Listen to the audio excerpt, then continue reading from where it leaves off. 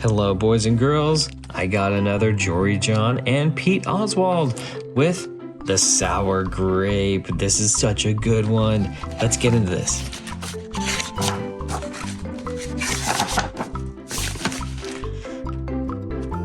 I'm a grape, a sour grape. Grrr. If somebody upsets me, I'll remember it. If somebody wrongs me, I won't forget it. If somebody insults me, I'll never ignore it. Nope. See that banana over there? That banana slipped and bumped into me, so I'm holding a grudge. You see that orange? That orange didn't call me back for a week. Grudge. See that lime? That lime borrowed my scarf and never returned it. Grudge. I suppose I've got pretty thin skin for a grape. Nobody steps on this grape. Grrr. Granted, it wasn't always this way. I grew up in a close-knit bunch. There were about 3,000 of us in our little community. We were sweet to each other. You look nice today. So do you. No, you do. Aw, they do look like a nice bunch. We all lived on a vine. Sure, it was a bit claustrophobic, especially when we were trying to get ready in the morning. Are you done in there? Come on. But my family was ripe with humor, goodwill, and warmth. We did our best with what we had. You gonna finish that? It's a big family. My grandparents visited us on the weekend. We'd stroll in the sun and they'd teach us what they knew. They said it takes a bunch to raise a seed. They said that good grapes roll their own way in life. They told us to be kind, forgiving, considerate, and grateful. Or grateful, my grandpa said with a wink. Above all, no matter what life throws at you, there will be a lot. Try to stay sweet, my grandma said. Indeed, we said in response. And for a while, I was the sweetest of the sweet. I said please. I said thank you. I brushed aside life's little annoyances. I knew how good I had it. Whoops, no problem at all. But then one day, something changed in me. It was my birthday. I had rigorously and vigorously planned a big party for weeks. I'd sent out invitations with the date prominently displayed. Get this, I had a Ferris wheel, a magician, and hay rides. I had snacks upon snacks upon snacks. The highlight of the party, though, was a fireworks display, which would happen at sundown. I stood out front and waited for folks to arrive. I had a gigantic smile on my face. I waited. Everybody was a little late, it seemed. No big deal, no big whoop.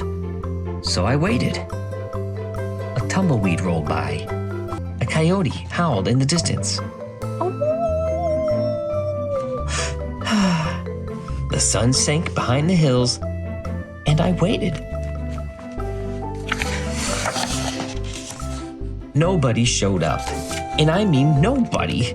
By the time the fireworks show started, with me as the sole spectator, I was scowling. I considered everybody I'd invited, and only one thought came to mind. Grudge, grudge, grudge, grudge, grudge. Grudge, grudge, grudge, grudge.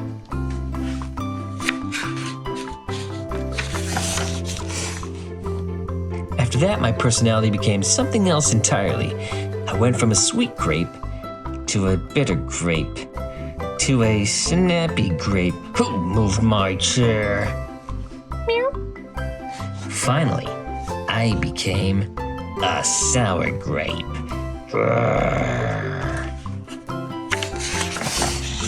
I started holding minor grudges that eventually became major grudges. Why don't you watch where you're going? I scowled so much that my face got all squishy. You know what? Don't even bother calling me back. I took my grumpiness out on others. Are you ever gonna return my scarf? And that's just how it's been. Day after day, week after week, month after month, grudge after grudge. But something happened recently that changed my thinking. I was getting ready to meet up with my friend Lenny, the only fellow I know who's as sour as I am. Lenny and I usually go to the park where we sit on a bench and rant about stuff. But just as I was heading out the door, I bumped my knee. Boom. Oof. After I bandaged myself up, I discovered I had a flat tire.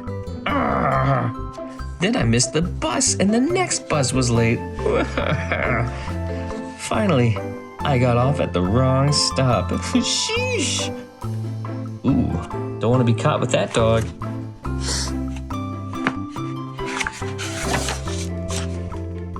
By the time I arrived at the park, it was getting dark. Lenny was fuming and furious with a frown and a furrowed forehead. His face looked all squishy. We agreed to meet at exactly 4 o'clock. You're 3 hours late. I tried to explain why I was so tardy, but Lenny wouldn't listen. He'd already made up his mind. He formed a huge grudge and he wouldn't budge. I couldn't believe it. How unfair, I thought. How ridiculous, I thought. How similar to the way I would react.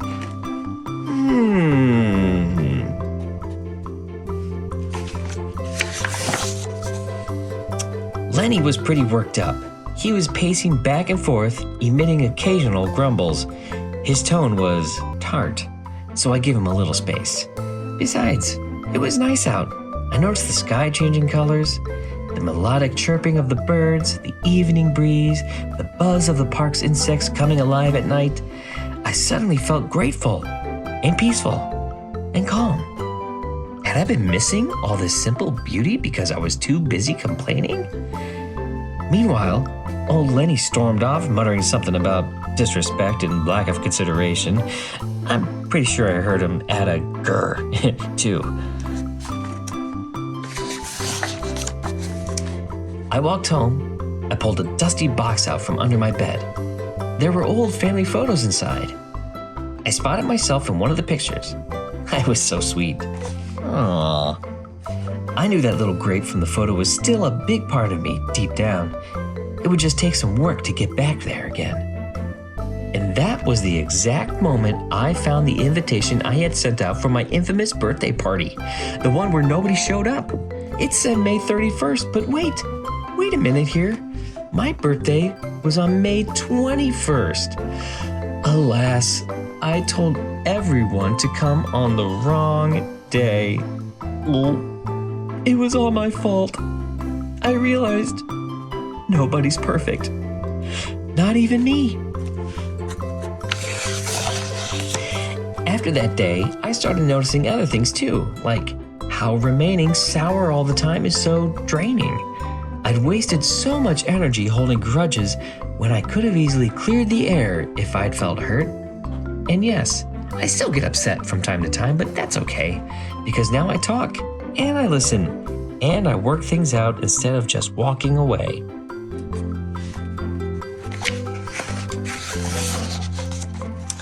My sourness is fading. I'm letting go of all my grudges, and hey, it's working. Slip-ups happen. I'm just glad you're okay. Thanks. The scarf looks sublime on you. Why don't you keep it? Really? You're the best. Aren't you glad we got to catch up? I'm so grateful that we did. What a couple of cut-ups. Sure, sometimes I still let out a little grrr when I'm frustrated like this. Grrr. But then I move on. My face is less squishy too. Oh, and don't worry. Things are okay with Lenny again. Gosh, I'm sorry I'm late. You must be furious. No big deal, my friend. Reading Grape Expectations. Classic grape literature. And you know what? If you look at things in the right sort of way, and if you remember to be kind, considerate, forgiving, and grateful, life really can be pretty sweet. Yes, indeed. The end.